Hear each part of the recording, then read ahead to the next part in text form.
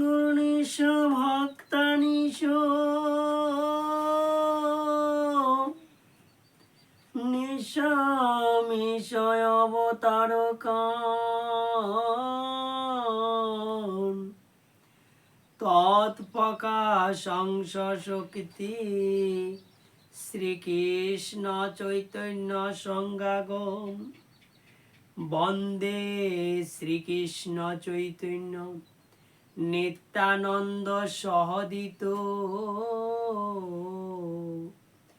গৌরদয়ে পুষ্পবন্ত চিত্তসন্ধু তবনুদয় যদুদৈতং ব্রহ্ম উপনিষেদ তদুপাস্য তনুমা যো আত্মা অন্তর্যামী পুরুষিতি স্বং সবিভব সরসৈর্য পুণ্যজয় ইহ ভগবান শয়ন ন চৈতন্যত কৃষ্ণাং চ জগত গতি পরম তত্ত্ব পরমিহু অনর্পিতং চরিং চিরাত করুণায় অবতীর্ণ কলো সমর্পিতু তমোন্নত উজ্জ্বল রসাংশ সভক্তি শ্রিয়ম হরি পুরট সুন্দর দ্যুতি কদম্বে সম্বিপিত সদয় হৃদয় স্কন্দরে স্ফুরুটুব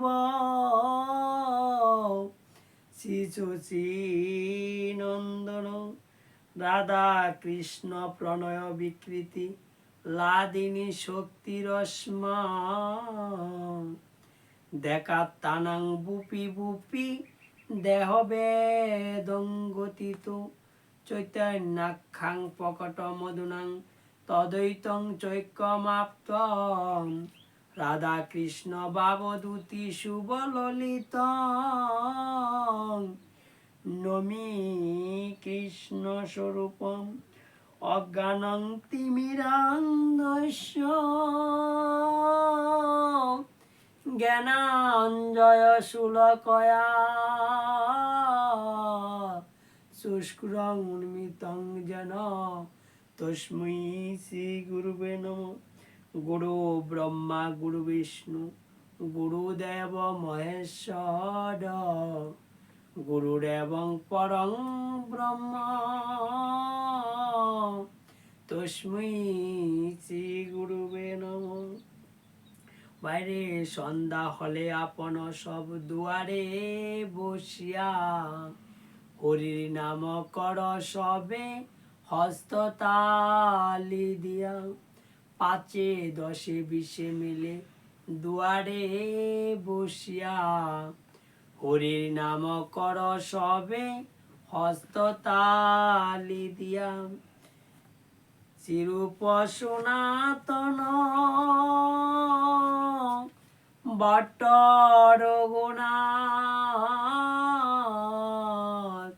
শ্রীজীব গোপাল ভট্ট দাস রঘুনাথ এই ছয় গুসাইরি করি চরণ বন্দন যা হইতে বিঘ্ন নাশ অভীষ্ট পূরণ এই ছয় গুসাই প্রভু গো মুরে কর দয়া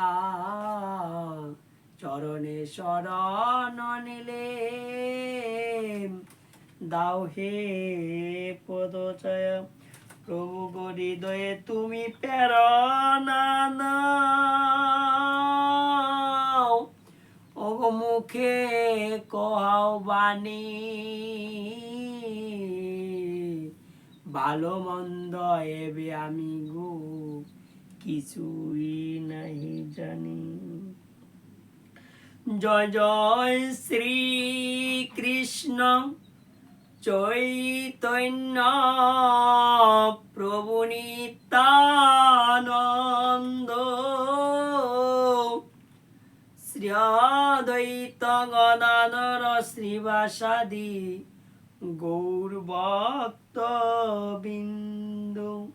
জয় জয় শ্রী কৃষ্ণ চৈতন্য প্রণিতানন্দ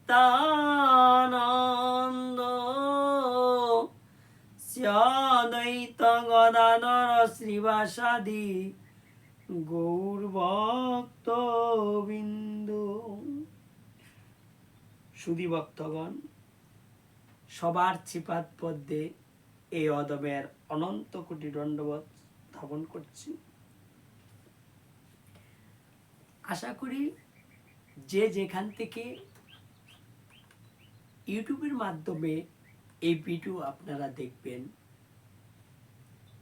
সকলের চরণ কমলে একটাই নিবেদন যে আপনারা সকলে, আমি চেষ্টা করব চৈতন্য চরিতামৃত, চৈতন্য ভাগবত এবং শ্রীমদ্ ভাগবত, শ্রীমদ্ ভাগবত গীতা এবং আরও যে বিভিন্ন সনাতন ধর্মের যত শাস্ত্রগ্রন্থ আছে সকল থেকে অধ্যয়ন করে একটু একটু করে আপনাদের মাঝে, যাতে প্রভুকে জীব সকল চিনতে পারে এবং এই পৃথিবীর যত সনাতনীয় ভক্ত আছে যাতে প্রভুর প্রতি একনিষ্ঠ ভক্তিটা লাভ করতে পারে, আমি সেই বিষয়ে কিছু তত্ত্ব আপনাদের মাঝে উপস্থাপন করতে চাই। যদিও সেটা আপনাদের কৃপা হলে সেটা সম্ভব, কারণ প্রভু বলছে, আমা হইতে আমার নাম বড়, নাম হইতে ভক্ত বড়, ভক্তের পদধূলি আরো বড়। তদু ভক্তের পদধূলি যদি আমি পাই, তাইলে প্রভুর যেই শাস্ত্রীয় তত্ত্ববারতা, যেই মনে বাসনা করেছি আপনাদের মাঝে, প্রতিটি অধ্যায় থেকে, প্রথম অধ্যায় থেকে চৈতন্য চরিতামৃতের ৬২টা পরিচ্ছেদ এবং শ্রীলকৃষ্ণদাস কবিরাজ গোস্বামী চৈতন্য চরিতামৃতের ৬২টা পরিচ্ছেদে তিনি প্রভুর, চৈতন্য মহাপ্রভুর লীলা বর্ণন করছেন। আদি লীলা, মধ্য লীলা, অন্ত লীলা। তাইলে আমরা প্রথম আদি লীলার থেকে কিছু তত্ত্ব আপনাদের মাঝে উপস্থাপন করব। আপনারা ধৈর্য সহকারে শ্রবণ করবেন এবং শ্রবণ করে শাস্ত্রের যে নিগুড় রস এবং তত্ত্ব বিচার বিবেচনা করে তারপরে সাধন ভোজন করবেন। আসলে মূলত এই কথা কোয়ার উদ্দেশ্য একটাই, যে আমরা যে সাধন ভোজন করতেছি, আমরা যে সকলে পথ মত নিয়ে আছি, আসলে সেটা চৈতন্যগত পানসারে কিনা, চৈতন্যের ভজন হইতেছে কিনা, তাহা শাস্ত্র বিচার করে, নিজেরা স্বয়ং বিচার করে, হচ্ছে চৈতন্যের পয়ার দেখিয়া মনেতে যুগ বিয়োগ দিয়া, আসলে মনের ভিতরে বিচার করে বিবেচনা করে তারপরে ধর্ম পালন করা উচিত আমাদের সকলের। তার জন্যে প্রভু চৈতন্য চরিতামৃতের আদির ৮ম অধ্যায় বলছেন, শ্রীকৃষ্ণ চৈতন্য দয়া করহ বিচার, বিচার করিলে চিত্তে পাইবে চমৎকার। আসলে শ্রীকৃষ্ণই যে এবার কলির যুগে চৈতন্য মহাপ্রভু হয়েছেন, তাকে বিচার করিলে, তাকে চিনলে, তাকে জানলে, তখন চিত্তে আমরা চমৎকার পাব, আনন্দ পাব এবং মুক্তির স্বাদ গ্রহণ করব। আমরা যে একটু আগে বললাম যে সাধন ভোজনের কথা, আমরা সাধন ভোজন করি কেন? কারণ তিতাব জ্বালা মুক্ত হওয়ার জন্য। তিতাব জ্বালা কি? 3টা জ্বালার কথা বলা আছে, জন্ম, জরা, মৃত্যু। এটা হচ্ছে যে তিতাব জ্বালা। এই তিতাব জ্বালা মুক্ত হওয়ার জন্য আমরা সাধন ভোজন করি। তাইলে এই তিতাব জ্বালা মুক্ত হবে কি করলে? আমাদেরকে প্রভু কি কারণে এই জাগৃতিক জগতে পাঠাইছেন, ওই অনুপাতে প্রভু যে কারণে পাঠাইছেন আমাদের সকল জীবের একটাই কর্তব্য, যার কাছ থেকে আমরা এই জাগৃতিক জগতে আসছি, যার উদ্দেশ্যে, যাকে সাধন ভজন করার জন্য, যাকে ডাকার জন্য, তাহাকে ডেকে আবার তাহার চরণ আশ্রিত পাওয়ার জন্যই তো এই মানব জন্ম।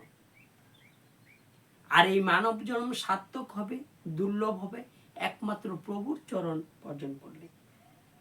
যে কারণে গীতাতে বলছে, ভগবান শ্রীকৃষ্ণ বলছেন, হে অর্জুন, মমই দিব্য জন্ম কর্মাচ যুপেতি তত্ত্বত তত্ত্ব দেহি পুনর্জন্মি নৈমামেতি সুয়ার্জুন। যিনি আমি নতুন জন্মগ্রহণ করি, যিনি সেই জন্ম কর্মাচ, আমি জন্ম নিয়ে কি কর্ম করি যে সেটা জানে, তার আর পুনরায় এই দরাদামে আসতে হয় না। তার দেহটা স্বর্ণের মতো এবং তিনি প্রভুকে লাভ করতে পারে। আর যারা চিনে না, জানে না, তারা বারংবার এই গুড় সংসারে আসা যাওয়া করিতে থাকে। তো আসেন সকল শ্রোতা ভক্তগণকে আমি একটা কথাই, সবচেয়ে বিষয়বস্তু হলো, আমরা সকলে সনাতনী, আমরা সকলে সনাতন ধর্ম অবলম্বন করছি, সনাতনের মধ্যে আছি। সনাতনের মধ্যে কি বিধি বিধান দিয়েছেন, আমরা ওই অনুপাতে ধর্ম পালন করি। আসলে কেউ কারো মতকে ছোট করবেন না, কেউ কাউকে হীন করবেন না। আজকে আমার কথা, এই অদমের কথা যদি আপনাদের হৃদয়ে লাগে এবং শাস্ত্রীয় যুক্ত পয়ারগুলি দেখে দেখে শাস্ত্রের সাথে মিলিত হয়, মনে প্রাণে গেতে যে না সাধন ভজনের পথ এটা, তাইলে গ্রহণ করবেন। কিন্তু আমার কথা যদি আপনাদের ভুল মনে হয়, তা গ্রহণ করা লাগবে না। কিন্তু একটা জিনিসই বলবো, কখনো বাজে কোনো কমেন্ট করবেন না, সকলের চরণে এটা অনুরোধ থাকবে। তবু আমরা আজকে প্রথম অধ্যায় থেকে কিছু পয়ার আলোচনা করব, প্রভু যদি করায় যেতেটুকু। আপনারা ধৈর্য সহকারে পুরাটা ভিডিও দেখবেন, দেখার পরে সেখান থেকে যে তত্ত্ব, যে রস, চৈতন্য চরিতামৃত, চৈতন্যের চরিত্রের যে অমৃত রস সুধা বাইর হবে, সেই সুধা আপনারা আস্বাদন করবেন, সেই সুধা পান করে অমরত্ব লাভ করবেন। যাহারা পূর্বে সত্যযুগে দেবতারা সেই অমৃত সুধা, সেই অমৃত সুধা পান করে তারা যারা অজর অমর হয়ে গেছেন, তদ্রূপ এই চৈতন্যের চরিত্রের অমৃত সুধা পান করে যাতে আমার প্রভুকে লাভ করতে পারেন, সেই কামনেই রইল। জয় জয় শ্রী চৈতন্য, জয় নিত্যানন্দ, জয় দ্বৈত চন্দ্র, জয় গৌর ভক্তবিন্দু। এই তিন ঠাকুর গৌরিয়াকে করিয়াছেন আত্মসাৎ। এই তিনের চরণ বন্দি তৃণমূরনা। তাইলে এই তিন ঠাকুর গৌরিয়াকে করিয়াছেন আত্মসাৎ, এই তিনের চরণবন্দি তৃণমূর নাথ। তাইলে এই তিনজন প্রভুকে আমরা আগে চিনি, শ্রীকৃষ্ণ, চৈতন্য। শ্রীকৃষ্ণ এবার চৈতন্য মহাপ্রভু হয়েছেন, আর বলরাম নিত্যানন্দ এবং মহাদেব অদ্বৈত প্রভু রূপে আসছেন। তো এই যে তিনজন, এই তিন ঠাকুর গৌরিয়াকে করিয়াছেন আত্মসাৎ, আত্মার সাধ করছেন। এই তিনের চরণ বন্দে তৃণমূল নাথ। এই তিনজনেই এবার কলির যুগের নাথ। গ্রন্থের আরম্ভে করি মঙ্গলাচরণ, গুরু বৈষ্ণব ভগবান তিনেরও শরণ। তিনেরও শরণে হয় বিঘ্ন বিনাশন, অনায়াসে হয় নিজ বাঞ্ছিত পূরণ। তাইলে এই তিনজন প্রভুকে যদি আমরা গ্রহণ করি, ভজন করি, তাইলে আমাদের যত বিঘ্ন, দুঃখ, দৈন্যদশা সকলই কি হয়? বিনাশ হয়, এবং আমরা শেষের দিনে প্রভুকে লাভ করতে পারবো, এবং যে যে বাঞ্ছা করে সেই বাঞ্ছা তার পূরণ হয়। সেই মঙ্গলাচরণ হয় ত্রিবিধ প্রকার, বস্তু নির্দেশ, আশীর্বাদ আর নমস্কার। তাইলে যদি আপনি বস্তুটা চিনেন, এই তিন বস্তু কে, পূর্বে তারা কি ছিলেন, তাকে যদি এবার আমরা চিনতে পারি, তাহলে কি হয়? সেখান থেকে একটা নির্দেশ আসবে, নির্দেশের পরে আপনার উপরে একটা আশীর্বাদ আসবে। আদি শ্লোক, আদি 2 শ্লোকে ইষ্ট দেবে নমস্কার, সামান্য বিশেষ রূপে দ্বৈত প্রকার। 3 শ্লোকেতে করি বস্তু নির্দেশ, যাহা হইতে জানি পরতত্ত্বের উদ্দেশ। 4 শ্লোকেতে করি জগতে আশীর্বাদ, সর্বত্রে মাগিয় কৃষ্ণ চৈতন্যের প্রসাদ। দেখেন, হাজার হাজার গুরু গোস্বামী, হাজার হাজার পাঠকগণ। আজকে আমি হতভাগ্য, হয়তো ওরকম সুর দিয়ে, ওরকম শাস্ত্র তত্ত্ব ওরকম সুন্দরভাবে গুছিয়ে বলতে পারি না, কিন্তু এই জগতে অনেক সাধু, গুরু, বৈষ্ণবরা আছেন, অনেক সুন্দরভাবে শাস্ত্র আলোচনা করে। আমি তাদেরও চরণে প্রণতি জানাই, এবং আমি প্রণতি জানাই আমার শিক্ষাগুরু যিনি আমাকে এই শাস্ত্রীয় পাঠ শিখাইছেন, তাহার চরণে ডাক্তার হরিপদ সরকার, ওনার চরণে আমার দণ্ডবোধ। আজকে ওনার কৃপায় আর আপনাদের ভক্তবিন্দু এবং আমার প্রভুর অশেষ কৃপায় এই সামান্যটুকু একটু জানতে পারছি।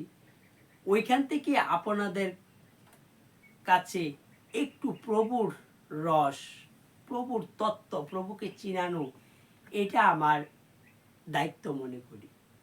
কারণ আমি যখন নারায়ণগঞ্জে ছিলাম তখন দেখছি খাজা বাবার গান হইতো, ওইখানে আমরা যাইতাম। খাজা বাবার গানের মধ্যে এরকম একটা সুন্দর অনেক কিছু, অনেক জায়গায় গেলে অনেক কিছু শিকার আছে। আমি ওইখানে গিয়ে একটা তত্ত্ব শিখতে পারছি, জানতে পারছি যে খাজা বাবারে একদিন বড় পীর ডাক দিয়া কয়, খাজারে, আজকের দিনে যদি আমার পিছে দাঁড়াইয়া যতজন নামাজ পড়বে, আমার পিছে আজকের দিনে দাঁড়াইয়া যে নামাজ পড়বে, সে সকল ব্যস্তে পাশি হইতে পারবে। খাজা বাবা কি করলেন? নিজের চিন্তা তিনি না করে পুরা গ্রামকে তিনি দাওয়াত দিলেন, দিয়ে ওই বড় পীরের পিছনে দাঁড়িয়ে সকলে নামাজে দাঁড়াইলেন। আর বড় পীর যখন নামাজ শেষ কইরা পিছন দিকে তাকাইলেন, তখন দেখলেন যে ভক্তের কোনো অভাব নাই। তখন বড় পীর খাজাকে ডাকে বলতেছে, হে খাজা, তুমি কি করলে?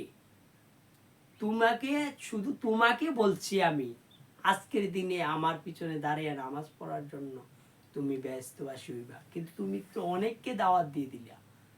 তখন তিনি বলছে, সকলে ব্যস্তবাসী হোক, আমি প্রয়োজনে দুজকবাসী হইব। তদ্রূপ উত্তম মানুষের কর্ম, উত্তম ভক্তের কর্ম সেটাই হয় যে নিজের ক্ষতি হোক কিন্তু অন্যের উপকার হোক। আজকে তদ্রূপ এই জিনিসটি আপনাদেরকে জানাইতে চাই যে কলির যুগের ভজনীয় বস্তু কি, কাকে ভজন করব, কি করলে আমরা আত্মমুক্তি হইব, কি করলে প্রভুকে তাড়াতাড়ি পাওয়া যাবে, সেই জিনিসগুলি পাওয়ার জন্য চেষ্টা করতে হবে, এবং শাস্ত্র দেখে শাস্ত্রের সাথে মিলিয়ে ধর্ম পালন করতে হবে। আজকে এখানে আমি কিছু উত্তম কথা বলবো, এরপরে সারমর্ম কিছু বলবো, এরপর পর আরো সুন্দর আপনারা দেখবেন চৈতন্য চরিতামৃতের 7ম অধ্যায় এবং আদির 8ম অধ্যায় এবং 12শ অধ্যায় অনেক সুন্দর। এই পৃথিবীতে যে এত মতবাদ সৃষ্টি হইল, আজকে সনাতনকে একমত সবাই থাকবে, কিন্তু সনাতনের মধ্যে অদ্বৈত মহাপ্রভুর থেকে অসংখ্য মত বাইরে গেলেন। তাইলে অদ্বৈত প্রভুকে তিন তত্ত্বের এক তত্ত্ব, যিনি চৈতন্য মহাপ্রভুকে এই দরাদামে আনছেন। আজকে আপনাদের কাছে এই জিনিসটি জানাইতে চাই, যিনি গৌরাঙ্গ সুন্দরকে এই দরাদামে আনছেন, উনার থেকে অসংখ্য মত বাইরিলেন, কিন্তু প্রভু কি করলেন? ওনার অসংখ্য মত সকল বাদ দিয়ে ওনার বড় ছেলে অচ্যুতানন্দের মতকে তিনি সার করে দিলেন। আর অদ্বৈত মহাপ্রভু থেকে যত মত বাইরেছেন সব মত তিনি সারকার করে দিলেন। তাইলে আমরা এই জাগতিক জগতে সনাতন ধর্ম অবলম্বী হইয়া যারা এই মত পথ নিয়ে বড়াই করতেছি, মত পথ নিয়ে পৃথিবীতে বিচরণ করতেছি এবং এটাকে ধর্ম মানতেছি, যে যেভাবে পারছে একটা মত সৃষ্টি করছেন, একটা সৌন্দর্য করছেন, আসলে কি এতে কি আত্মমুক্তি ঘটবে যদি প্রভুকে চেনা না হয়? আপনারা দেখবেন চৈতন্য ভাগবতের 13 পরিচ্ছেদ, মধ্যলীলার 13 পরিচ্ছেদ, ওইখানেও এত সুন্দরভাবে যে কি করলে যে প্রভুকে পাওয়া যাবে আর কি না করলে যে প্রভু আরো কিছু করলো প্রভুকে যে পাওয়া যাবে না। এই জন্যে গুরুভক্তি তত্ত্বসুধার মধ্যে লিখছে যে এখানে গুরুভক্তি তত্ত্বসুধা আছে, কৃষ্ণের নিমিত্তে যদি কোনো ভাগ্যবান কদাচন পাপ কার্য করে সমাধান, তার সেই পাপ শ্রীকৃষ্ণের মহিমা ধর্ম মধ্যে গণ্য হয় কহিনু তোমা। দেখছেন নি? কেউ যদি ভগবানের ভজন করে, ভগবানের একনিষ্ঠ ভক্ত হয়, তবু যদি যারা প্রভুর ভক্ত হয় তারা তো অপরাধ করে না, যদিও করে ফেলে তার সেই অপরাধরা অধর্মের মধ্যে গণ্য হয় না, ধর্মের মধ্যে প্রভু গণ্য করে, তার অপরাধ খণ্ডন করে তাকে ধর্মের মধ্যেই রাখে। আর যদি কেহ কৃষ্ণ করে অনাদর, ধর্মকার্য করে সদা হইয়া তৎপর, তার সেই ধর্ম শ্রীকৃষ্ণের মহিমা পাপমধ্য গণ্য হয় কহিনু তোমা।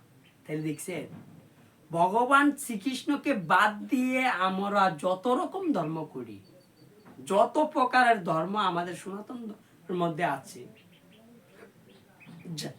যাগ যজ্ঞ হোম ব্রত পূজার্চনা যত ইতিহাস যত কিছু আমরা করি, তবু সেটা অধর্মের মধ্যে গণ্য হয়। কইছে শ্রীমুখের আজ্ঞাইতে নাহিক সংশয়, কইছে পিতা মাতা পরিহরি চণ্ডালী পূজনে, যেমন তৎপর হয় মহাপাপী জনে, সেই রূপ মহাপাপী ভবে আছে যেবা, সে কৃষ্ণ ছাড়ি অন্য দেবেরে করে সেবা। তাইলে আপনারা দেখেন, গীতা তো কিন্তু ভগবান শ্রীকৃষ্ণ নবম অধ্যায় অর্জুনকে বলছে, হে অর্জুন, দেবগণের পুজো আমারই পূজা, কিন্তু সেটা অবিধিপূর্বক। দেব পূজকেরা দেবপ্রাপ্তি হবে, ভূত প্রেতাদির উপাসকেরা ভূতলোক প্রাপ্ত হবে, পিতৃপুরুষের উপাসকেরা পিতৃলোক প্রাপ্ত হবে, যে একমাত্র আমার ভজন করে সে আমাকে প্রাপ্ত হবে। সেটা কি বলছে বাবা? অনন্য চিত্তং তুমাং যে জন পর্যুপসত, তেসাং নিত্যাদিং যুক্তানাং যুবকামম বহম বহম। একমাত্র যে অনন্য চিত্ত, অনন্য চিত্ত একমাত্র প্রভু ব্যতীত আর অন্য কিছু করে না, অন্য কিছু চিন্তা করে না, সেটাকে অনন্য ভক্তি বলা হয়েছে। তাইলে আমরা কি সেই অনন্য ভক্তির মধ্যে আছি? আজকে দেখেন, এই যে মত পথের কথা বললাম, অদ্বৈত প্রভুরে গৌরাঙ্গ সুন্দর শাসন করে তাকে পরবর্তীতে আবার ঠিক করলেন এবং তাকে নিজের চরণতরি দান করলেন। কিন্তু অদ্বৈত প্রভুর আজ্ঞায় আবার কেহ নিজে নিজে মত প্রকাশ করছে। আপনারা চৈতন্য চরিতামৃতের 12 অধ্যায় সুন্দরভাবে বিস্তারিত আলোচনা পাঠ করে দেখবেন। আসলে জানা দরকার, বুঝা দরকার যে ভজন কোনটা। চৈতন্য চরিতামৃতের 6ম অধ্যায়, একক কৃষ্ণ সর্বসেব্য জগত ঈশ্বর। আমি আস্তে আস্তে গ্রন্থের প্রতিটি অধ্যায় নিয়ে ফুল বিস্তারিত আপনাদের মাঝে তুলে ধরব, তখন আপনারা নিজে স্বয়ং বিচার করে সেই তত্ত্ব আলোচনা করে, তত্ত্ব হৃদয়ে ধারণ করে মানার চেষ্টা করবেন। কইছি একক কৃষ্ণ সর্বসেব্য জগত ঈশ্বর, আর যত দেখো তার সেবক অনুচর, সেই কৃষ্ণ অবতীর্ণ তাইলে কি হইল? একমাত্র জগতের ঈশ্বর হইল ভগবান শ্রীকৃষ্ণ, জগতের ঈশ্বর। আর যত দেবতা সেবক অনুচর, তাহলে আর সকলে আমরা কি? দেবতাগণ, গান্ধর্বগণ, মনুষ্যগণ, কিন্নর, নাগ, অসুর, পশু, পক্ষী সকলেই ভগবান শ্রীকৃষ্ণের দাস, অনুচর, সেবক। আর তিনি হলেন একমাত্র ভগবান। তারপরের পর কি লিখছে? সেই কৃষ্ণ অবতীর্ণ চৈতন্য ঈশ্বর। তাইলে কলির ঈশ্বরটা কি? চৈতন্য।